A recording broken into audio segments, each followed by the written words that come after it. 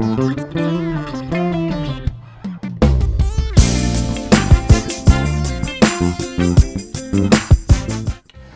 this is Pastor Dennis Martin, and I wanted to make this short video about my experience 1 year ago today, August 20th.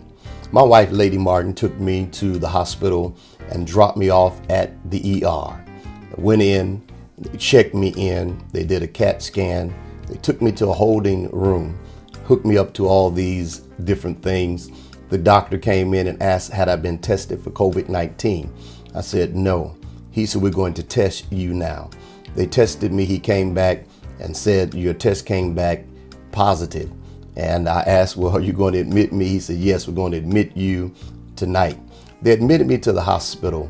And I never forget that I called my wife to say that they were admitting me. And while I was sharing that with her, she said, I've got something to tell you, and I don't want you to hear from anyone else. So she said to me that one of my dear friends, Pastor Stephan Henderson from Chicago, that started with me at HT, Holy Trinity, the first service he was playing for me, had passed away. It was very difficult. Once they put me in a room, I was there maybe a day and a half. Then they came and said, we've got to move you to ICU. When I heard those words, I was sort of troubled, because whenever you hear ICU, that means that that's something very, could be bad or whatever. And so they put me in ICU. And of course, there was no one there to be able to come and visit. I was doing FaceTime with my wife. And while in ICU, they put this thick breathing tube on me for my oxygen. The doctor said to me, your oxygen has maxed out and there's nothing else we can do. We're just sort of trying to get this COVID-19 and this things out of your lungs. They wanted me to sleep on my stomach. The doctor threatened to put me on a ventilator. He said, you maxed out, and they kept looking at the numbers and drawing blood and all type of things. And while I was there, I was praying. I remember praying and laying hands on my chest, said, God, this is not supposed to end this way.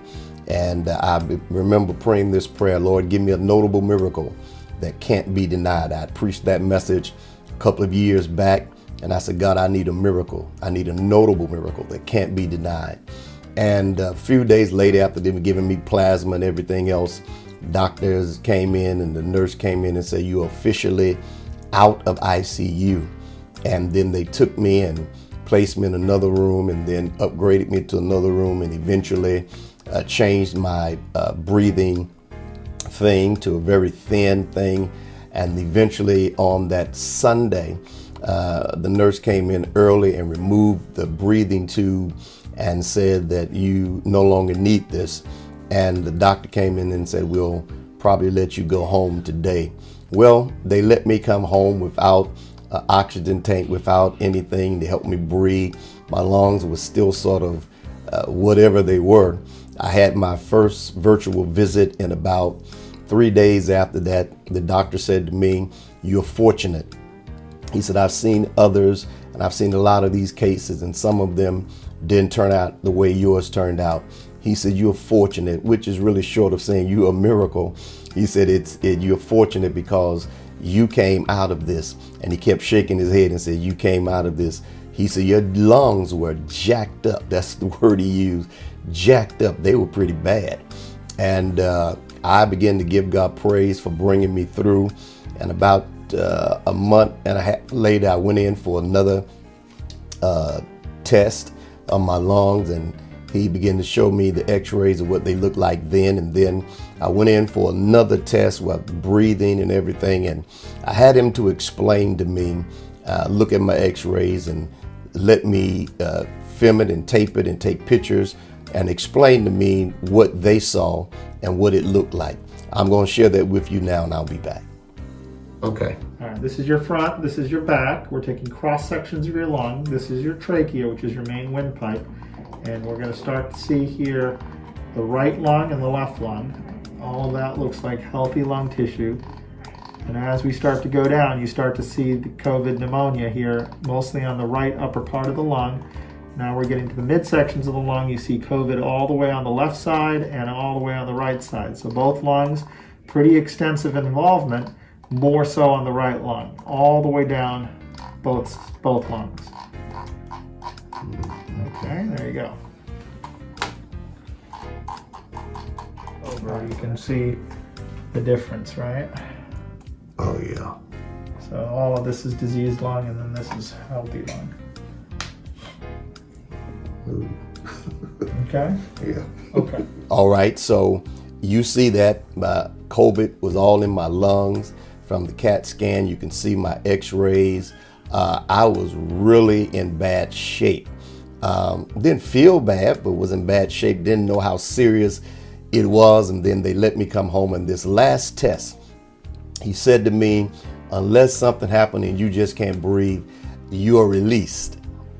You don't have to come back. And I thank God that he brought me out. August 20th, I went in. August 30th, I came out. 10 days in the hospital. I lost 20 pounds in 10 days. I tell you, I still haven't gained that weight back, thank God, but I lost 20 pounds in 10 days, and then the Lord brought me through. I just wanted to share this with you. I remember when my daughter and my wife picked me up, and I'll show that video to you right now too. My God.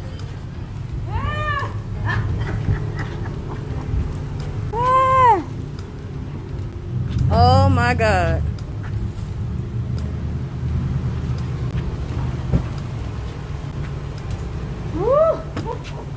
Oh my God.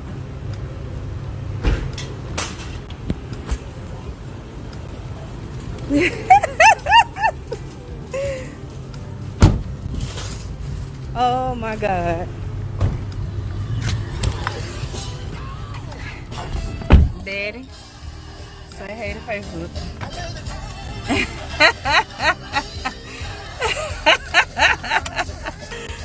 Thank you, Jesus.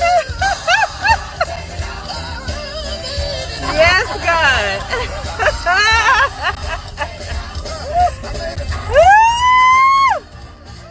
Glory to your name, God.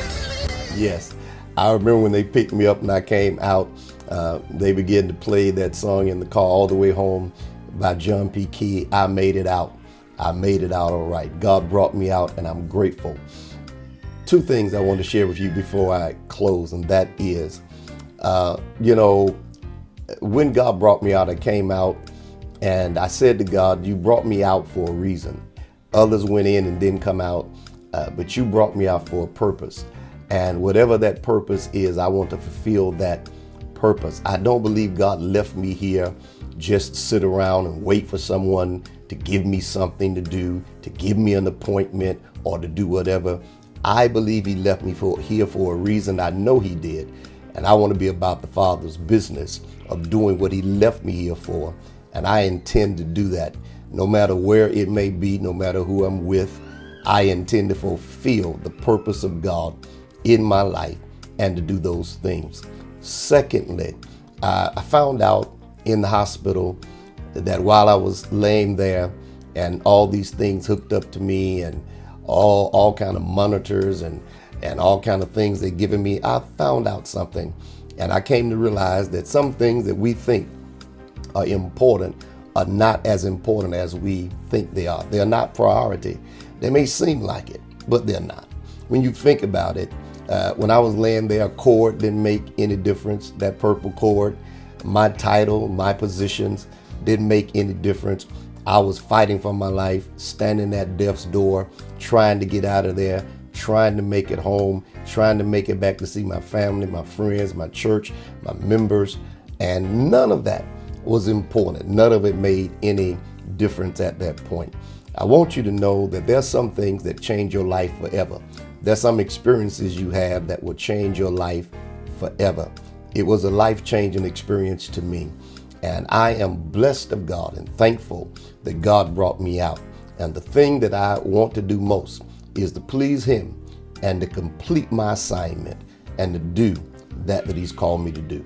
I want you to know I want to thank every one of you that prayed for me and continue to pray. I thank you for your prayers.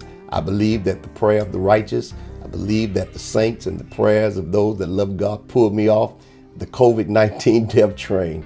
And I'm here and alive today to talk about it. Thank you so much. And I pray and trust that God will do great things for you. I pray and trust that God will bless you.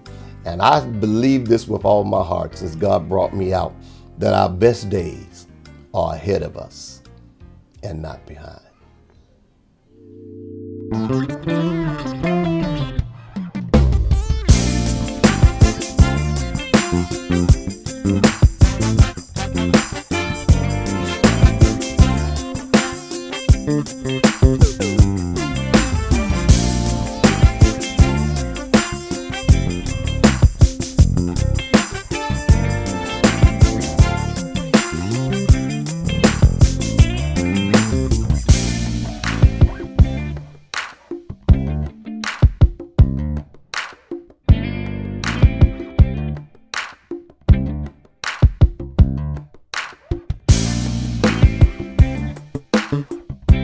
you.